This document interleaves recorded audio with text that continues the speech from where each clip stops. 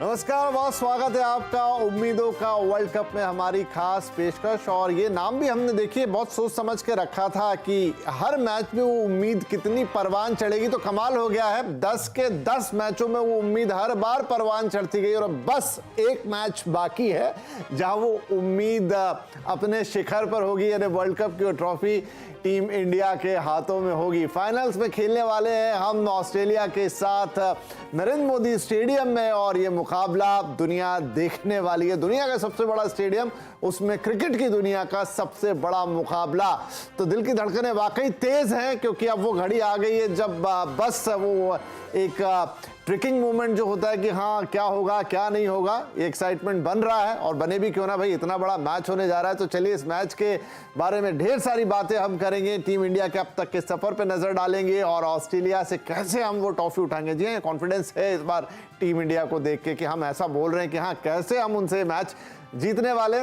चलिए चर्चा की शुरुआत करते हैं। हमेशा की तरह मेरे साथ आज स्टूडियो में मौजूद हैं के श्रीनिवास राव, जो हमारे ग्रुप स्पोर्ट्स एडिटर हैं नेटवर्क 18 के, न्यूज़ 18 नेटवर्क के। तो सर बहुत बहुत स्वागत है। ये सिलसिला लगातार आपके साथ चला है और हम उम्मीद करते हैं कि विश्व कप जब हम उठा लेंगे वहां तक ही आपके साथ चलता रहेगा। तो बहुत बहुत स्वागत है आपका। और साथ में मेरे साथ जुड़ रहे हैं चंद्रेश नारायणन साहब, जो कि जाने माने क्रिकेट एनालिस्ट हैं। आप दोनों का बहुत बहुत स्वागत है।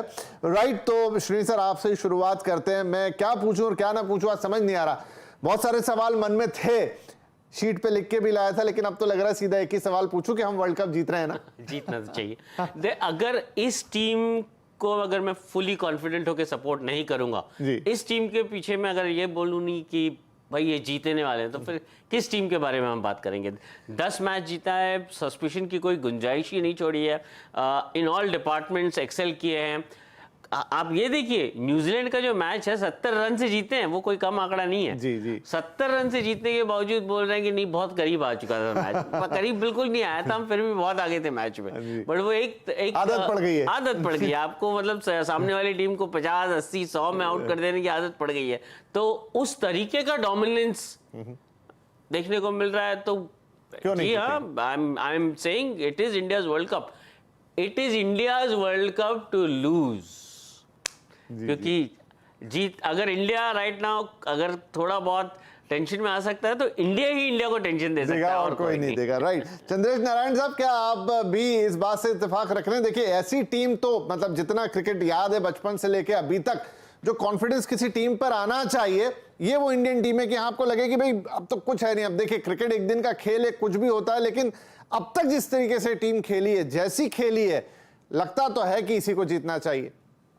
बहुत बहुत शुक्रिया विपिन जी, और श्रीनी को भी हाय मेरे तरफ से। नहीं, बिल्कुल आप सही कह रहे हैं। श्रीनिवास ने भी सही कहा कि this is world cup for India to lose. और मैं सिर्फ यही देख रहा था कि 2003 में जब श्रीनिवास और मैं 10 साल के थे, तब जो है ऐसे ही हुआ था दोनों टीमों के साथ, ऑस्ट्रेलिया और इंडिया के साथ। तब भारत 8 लगातार मुकाबले जीतकर फाइनल में पहुंचा था और ऑस्ट्रेलिया 10 लगातार मुकाबले जीतकर फाइनल में पहुंचा था। पहले राउंड में ऑस्ट्रेलिया ने भारत को मारा था, वहीं पर भारत ने इस बार ऑस्ट्रेलिया को मारा है। मुझे लग रहा है वो सर्कल कंप्लीट होने के लिए ही रविवार को भारत को जीतना चाहिए, और किसी चीज के लिए नहीं। वो 2003 का जो सर्कल, वो अधूरा जो रह गया था, उस सर्कल को पूरा करना है रविवार को। उसी के लिए रविवार को रिजल्ट भारत के पक्ष में जाना है। जैसे श्रीनिवास ने कहा, सब कुछ फॉर्म के हिसाब से चल रहा है। सिर्फ न्यूजीलैंड के खिलाफ थोड़ी धड़कनें तेज हो गई थी। आपने अगर देखा होगा, जब केन विलियमसन और डैरिल मिचेल की साझेदारी हो रही थी, तब लोग एकदम खामोश हो गए थे, मतलब एक सन्नाटा सा छा गया था। पर उसके बाद आप देखें कि जिस तरह से वापसी की, वो भी एक चैंपियन टीम की एक खासियत है। तो उम्मीदें तो बरकरार है। तो चलिए अब थोड़ी सी बात कर ले, उन उम्मीदों को थोड़ा और परवान चढ़ाएं। श्री साहब, ऑस्ट्रेलिया, आप देखिए ऑस्ट्रेलिया एक ऐसा अपोनेंट है जिसको कोई कभी हल्के में लेना नहीं चाहेगा। डेफिनेटली ना टीम इंडिया ले रही होगी, ना द्रविड़ साहब ले रहे होंगे, और ना हम लेंगे। जिस तरह का सेमीफाइनल कल हुआ, तो उसका जो फर्स्ट हाफ है, पहले उसकी बात करते हैं। जो बॉलिंग कल देखी, और उस बॉलिंग में जो डिसिप्लिन दिखा ऑस्ट्रेलिया का, एकदम से वो 2003 वाला मैच याद आ गया जब मैग्रा ने पूरी आधी इंडियन टीम को अपने तहत निपटा दिया था। वो जो डिसिप्लिन लाइन, बिल्कुल बॉडी के अंदर आती हुई गेंदें, जिसको आप बहुत मुश्किल से खेल पाएंगे। क्या अचानक से ये टीम एकदम उसी मतलब जोन में पहुंच गई है ऑस्ट्रेलिया की, अगर हम बात करें? बिल्कुल, जॉश हेजलवुड इन पर्टिकुलर, वो जब ऑस्ट्रेलिया की टीम जब वर्ल्ड कप की प्रिपरेशन के लिए जो मैचेस खेल रही थी और जब तैयारी हो रही थी बिफोर द टूर्नामेंट स्टार्टेड, मैं तो यही कह रहा था कि ऑस्ट्रेलिया की जो अटैक है और खासकर जो ऑलराउंडर्स उसको एक एज देते हैं, द नंबर ऑफ ऑलराउंडर्स, जो एक मेन अटैक है जो वो तो है मतलब कमिंस, स्टार्क और हेजलवुड की जो 3 पेसर की जो है, हालांकि मैं कहूँगा स्पिन में थोड़े से वो वीक पड़ जाते हैं, बट उसके इर्द गिर्द उनके पास देखिए एमिनेशन कितना है, स्टॉइनिस है, कैमरून ग्रीन है, जो उनके पास बॉलिंग ऑप्शन है, मिच मार्श है। तो ये पूरा ध्यान में रख के मैंने कहा था कि ऑस्ट्रेलिया को अगर ये टीम में अगर वर्ल्ड कप में पुश मिलने वाली है तो वो उसकी बॉलिंग अटैक की वजह से मिलने वाली है। एंड आई सेड कि कंडीशंस लाइक इंडिया, जहां पे आपको कुछ नहीं मिलने वाला विकेट से, आप कल का परसों का वानखेड़े का मैच देख लीजिए, there was nothing in the wicket, 700 run बन गए, 800 रन बन गए, वेयर बॉल कुछ कर ही नहीं रही थी। तो उसमें हेजलवुड जैसा बॉलर जो है ना वो मैजिक कर सकता है, क्योंकि वो एक मगरा, जैसे आपने नाम बताया, वो एक लाइन पकड़ के डिसिप्लिन लेंथ पकड़ के डालेगा और वो रुकेगा for the batsman to play a rash shot, for the batsman to commit some sort of a mistake. कल हमने देखा साउथ अफ्रीका एक पैनिक मोड में आ गई थी because of the discipline that Australia manage to maintain. Batting जो है ऑस्ट्रेलिया की वो स्ट्रगल कर ही रही है, राइट। इट्स मोर और लेस लाइक अ लॉटरी, जो लग रहा है नहीं लग रहा है। अफगानिस्तान वाला मैच देख लीजिए, Glenn Maxwell greatest one day innings of all time, but सच्चाई ये भी है कि ये इनिंग्स बार बार नहीं लगती होगी। कल तो ऐसा लगा कि थोड़े और कॉन्फिडेंस में थे। बिल्कुल, एक टूर्नामेंट में एक बार लग जाती है वो इनिंग्स, राइट। बट अगर इंडियन अटैक के अगेंस्ट में अगर ऑस्ट्रेलिया 90 for 7 रहे, क्या वो वापस आके 291 चेस कर पाएगा? नहीं। अगेंस्ट शमी, बुमराह, सिराज, कुलदीप एंड जडेजा, वो नहीं होने वाला। तो मैं बहुत ज्यादा यस, ऑस्ट्रेलिया हम इतने सालों से देखते आ रहे हैं कि वो कैसे वो फाइनल में आके जीत के ही चले जाते हैं, तो वो एक डर लगा रहता है। बट अगर आप वेरी प्रैक्टिकली आप इस ऑस्ट्रेलियन टीम को देखो तो यस, वो हेजलवुड जैसा बॉलर जो हम एक्सपेक्ट करते हुए आ रहे थे, राइट, वो, और एक मैक्सवेल का पागलपन जो हमें पता है। बट इन फॉर्म अगर आप इस ऑस्ट्रेलियन टीम को देखो, मैं दावे के साथ कहता हूं कि they are nowhere close to the Indian team in this tournament right now going into the final. बिल्कुल, आपकी बात से हम पूरी तरह सहमत हूं। तो चंद्रेश भाई, अब हमने बॉलिंग की बात की, क्योंकि यही है कि अपोनेंट को आपको कभी हल्का नहीं लेना है, लेकिन बैटिंग में जो अभी श्रीनी ने कहा, वाकई में ऐसा लगा कल का भी मैच और पहले जितने भी, अब वो एक हम मैक्सवेल का इनिंग निकाल देते हैं, वो डिफरेंट इनिंग था, एक अलग अपोनेंट के खिलाफ था, लेकिन बैटिंग में जो एक चमक दिखनी चाहिए वो ऑस्ट्रेलिया में है नहीं। और जिस तरह की इंडियन बॉलिंग इस समय हो रही है, क्या लगता है वहां दोनों के बीच में अगर मुकाबला होगा तो वो पड़ला भारत का ही भारी है? विपिन जी, मैं उस बात से आपसे सहमत नहीं हूं कि उनके बैटिंग में वो चमक नजर नहीं आ रही है, क्योंकि मुझे लगता है जो कल पारी डेविड वार्नर ने खेला वो बहुत ही कैलकुलेटेड असॉल्ट था ऑस्ट्रेलिया साउथ अफ्रीका पर। अगर वो पहले 10 ओवर में वो अटैक नहीं करते जैसे रोहित शर्मा करते आ रहे पूरे विश्व कप में, तो ऑस्ट्रेलिया को अंत में जाकर मुश्किल पड़ जाता साउथ अफ्रीका के सामने उस चेस में। तो मुझे लग रहा है कि उनके जो ओपनर्स हैं और उनकी जो बैटिंग है, भले ही स्टीव स्मिथ और मार्नस लबुशेन उस तरह से चले नहीं है, पर आप देखें कि उनके जो टॉप 3 हैं वो तीनों एकदम powerful strikers of the ball है। और मैं मानता हूं कि वो एक डिफरेंस ला सकते हैं, बिकॉज वो तीनों पॉजिटिवली खेलते हैं, अप्रोच उनका पॉजिटिव होता है। बीच में स्टीव स्मिथ और मार्नस लबुशेन उस पेस को मेंटेन करने में काफी बार उनको कमी आती है। और मैं मानता हूं कि ग्लेन मैक्सवेल जो है, मुझे लगता है कि इस टूर्नामेंट में ऑस्ट्रेलिया के लिए एक बहुत बड़ा एक प्लस साबित हुए, और गेंदबाजी के साथ भी, फील्ड में भी और बल्लेबाजी के साथ हमने देखा 2 उन्होंने शतक लगाए हैं, दोनों ऐतिहासिक, एक सबसे तेज शतक और दूसरा अफगानिस्तान के खिलाफ वो दोहरा शतक। पर जैसे श्रीनी ने कहा, अफगानिस्तान के सामने अफगानिस्तान के पास अनुभव की कमी थी।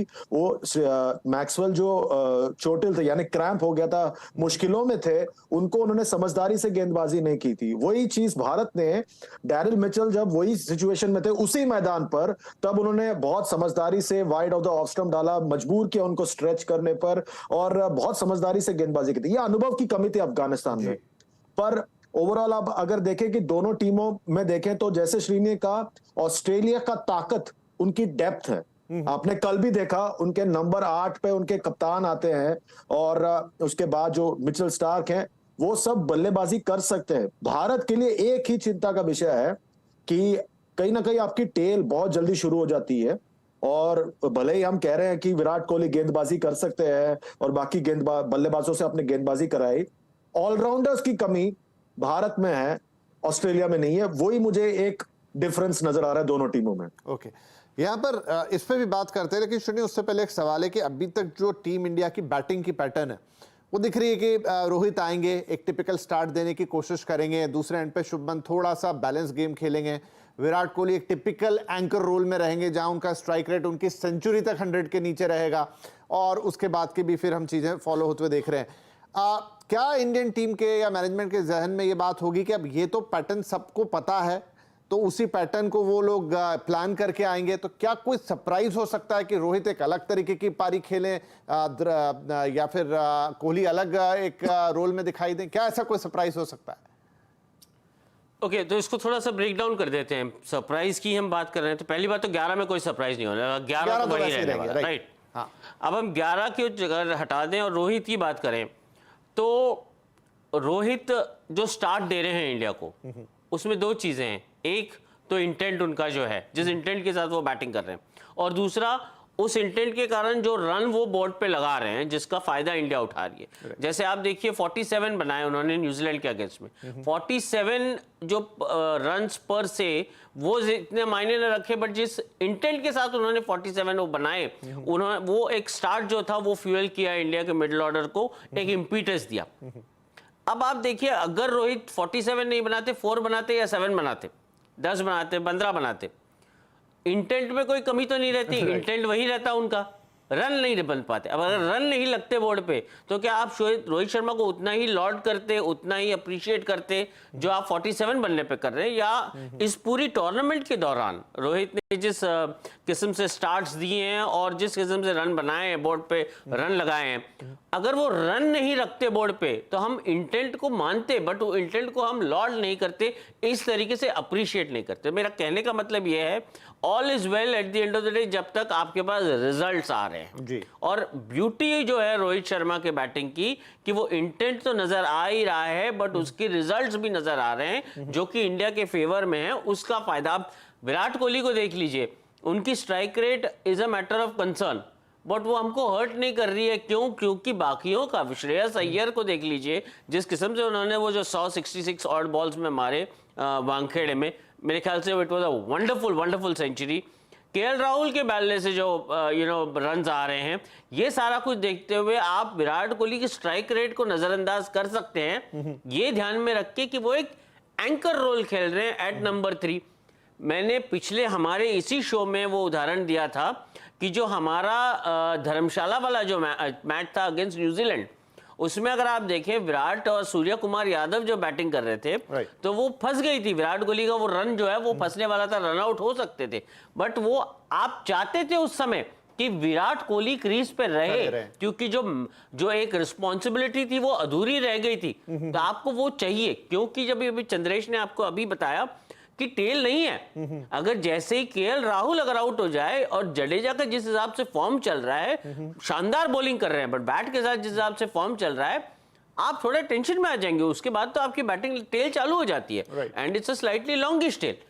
उसका भी मैं ये नहीं कहूंगा कि दैट्स अगेंस्ट इंडिया, वो भी इंडिया के फेवर में ही है, क्योंकि अगर ये टेल एक्सपोज नहीं होता तो आपके पास मोहम्मद शमी जैसा बॉलर इंक्लूड नहीं हुआ होता, क्योंकि फिर आपके 11 में हार्दिक पांड्या रहा होता। No disrespect to Hardik Pandya, हार्दिक का जगह बनता है, बट हार्दिक अगर टीम में रहता तो ये टीम मैनेजमेंट शार्दुल ठाकुर को भी खिलाती, और शार्दुल ठाकुर खेलता तो मोहम्मद शमी की जगह नहीं बनती।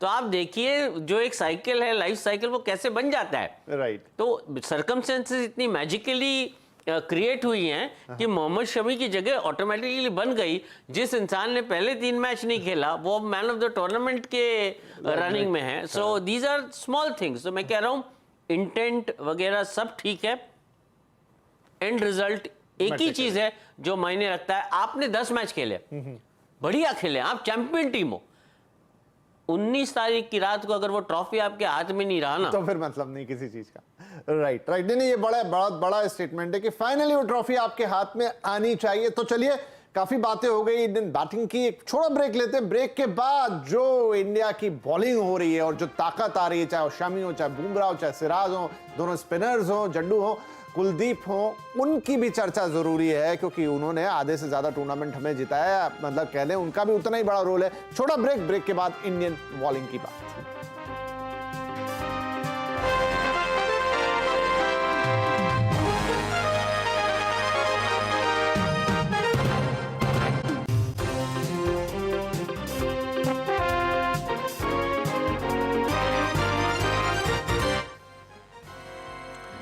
Welcome back. तो उम्मीदों का वर्ल्ड कप में आपका एक बार फिर से स्वागत है। उम्मीद अपने बिल्कुल शिखर पे पहुंची है, बस उस एक मैच का इंतजार है जो अहमदाबाद में होना है और उसके बाद विश्व कप एक बार फिर भारतीय टीम के हाथ में हो, ऐसी उम्मीद हम सब कर रहे हैं। राइट, तो ब्रेक से पहले काफी सारी बातचीत हुई इंडियन बैटिंग की, अब थोड़ी सी बॉलिंग की भी बात कर ली जाए। चंद्रेश, राइट, तो देखिए अब भारतीय बल्लेबाजों ने तो टूर्नामेंट जगमग किया ही है, विराट कोहली सबसे ऊपर खड़े हैं, कई रिकॉर्ड्स उन्होंने तोड़ दिए, लेकिन ये रिजल्ट नहीं आते अगर इक्वली इंडियन बॉलिंग वो कमाल ना कर रही होती। क्या फाइनल में भी इंडियन बॉलिंग हमारे लिए वही कमाल करके देगी?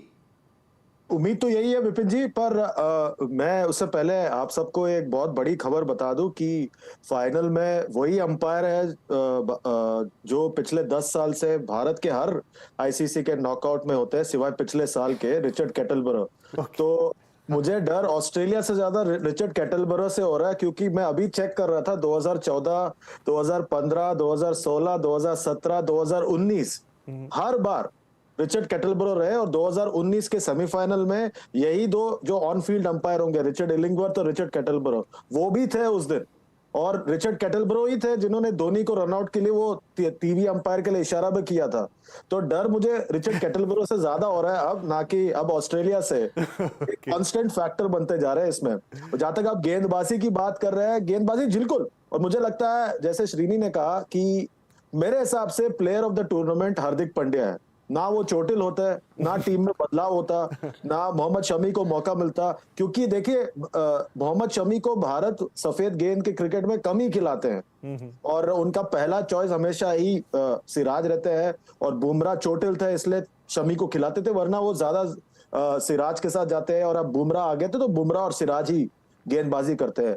वो मजबूरी में उनको बदलाव करना पड़ा क्योंकि वो हार्दिक पांड्या को तीसरे तेज गेंदबाज और शार्दुल ठाकुर को चौथे तेज गेंदबाज के तौर पर इस्तेमाल कर रहे थे। इसलिए पहले मुकाबले में अगर याद हो आपको, भारत ने 3 स्पिनर खिलाया था।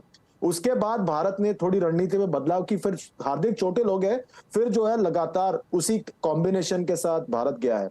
गेंदबाजी में मुझे लगता है फिर एक बार जडेजा के ऊपर कोई गेंदबाजी नहीं करता, भले ही हमने सबको ट्राई कर लिया। वो एक फिर जैसे श्रीनी ने कहा और मैंने कहा कि वो टेल एक इशू है, वैसे कोई 6th बॉलिंग ऑप्शन नहीं है। सिर्फ एक न्यूजीलैंड के खिलाफ जो मुकाबला हुआ था लीग मुकाबला धर्मशाला में, तब उनको समझ में आ गया था कि ये 5 ही गेंदबाज इस्तेमाल कर सकते हैं कप्तान, तो उन्होंने अटैक किया था कुलदीप यादव को, कप्तान को फिर परेशान कर दिया था उन्होंने, पर वो अटैक को बरकरार नहीं रख पाए और अच्छी वापसी की भारत ने और उनको 270 ऑड पर रोक लिया था। तो यही चीज भारत को, मतलब वो एक जो बात है भारत को जरूर खलेगी वो बैलेंस। मेरे हिसाब से सिर्फ वो एक चीज है, बैटिंग और बॉलिंग में जो बैलेंस की बात है, अब तक जरूरत नहीं पड़ी है। वापसी बढ़िया की है, स्पेशलिस्ट ने वापसी कराई है भारत की इस विश्व कप में। भारत की तरह ही और एक टीम थी जो स्पेशलिस्ट पर निर्भर थी, वो है साउथ अफ्रीका जी। और साउथ अफ्रीका के पास भी ऑलराउंडर्स की कमी थी। तो यही चीज को भारत को बड़े गौर से देखना होगा। ठीक है, चलिए एट लास्ट अहमदाबाद का मैदान श्रीनी साहब, उस पर टॉस और स्पेशली हमारे स्पिनर्स भी, क्योंकि जो पिछला सेमीफाइनल था उसमें हमारे स्पिनर्स शायद उस तरह का जलवा नहीं बिखेर पाए। शमी साहब ही ले गए ना, सब तो मौका किसके पास लगता। तो एनीवेज ये तीनों चीजें कैसी रहेंगी अहमदाबाद में? टॉस में इतना ज्यादा अहमदाबाद का जो ट्रैक है, इतना ज्यादा ये नहीं कि टॉस आप हार गए तो मैच हार गए, वो हाँ वो एग्जैजरेशन होगा। बट टॉस का जीतने का फायदा क्या होता है? टॉस अगर आप जीतते हैं एज अ कैप्टन तो आपको आप हर गेम में एक पॉजिटिव स्ट्रैटेजी लेके जाते हैं कि ये ट्रैक है, ये कैसे खेलेगा, इस पे मुझे क्या करना चाहिए। तो अगर आप टॉस जीत जाते हैं तो आपको एक फर्स्ट मूवर एडवांटेज मिलता है, वेयर आपके पास वो एक वेरिएबल होता है कि आप अपना चाल पहले चलिए, आप अपना कदम पहले बढ़ाइए, राइट। तो टॉस आपको वो एक एडवांटेज देता है। अगर आप टॉस हार जाते हो तो वो एडवांटेज जाएगा ऑस्ट्रेलिया के पास। ऑस्ट्रेलिया को अगर लगता है कि राइट नाउ स्टार्क के पास एक रिदम चल रही है, एक अच्छे मेंटल मूड में है, बॉलिंग चल रही है, नेट्स में अगर देखते हैं कि भाई बॉलिंग कमिंस और स्टार्क और हेजलवुड के बीच में बढ़िया चल रही है, और अगर ऑस्ट्रेलिया को लगा कि नहीं ये निकल जाएगी, एक पहले 15 ओवर का जो एक स्पेल है उसमें कुछ हम कमाल कर सकते हैं, लगा दिया उन्होंने इंडिया को अगर, और वही चेन्नई वाला जो एक फिगर था वो वापस अगर आ जाए बोर्ड पे 30 for 3, 10 for 3, फिर आप फंस गए, राइट। अब यहां पे आप देखिए, आप टारगेट अगर आपको लगाना है बोर्ड पे, आप 300 के नीचे लगा, तो मैं ये नहीं कह रहा हूं कि 290 पे आज मैच नहीं जीत सकते, आप मैच जीत सकते हो। 300 क्या हो कि एक मिनिमम साइकोलॉजिकल टारगेट बन चुका है, राइट। तो 299 और 301 में फर्क 2 ही रन का होगा, बट वो 2 से जब फिगर 3 पे चेंज हो जाता है तो वो एक साइकोलॉजिकली एक होता है कि it's a 300 plus target, right. तो वो एक साइकोलॉजिकल एज है।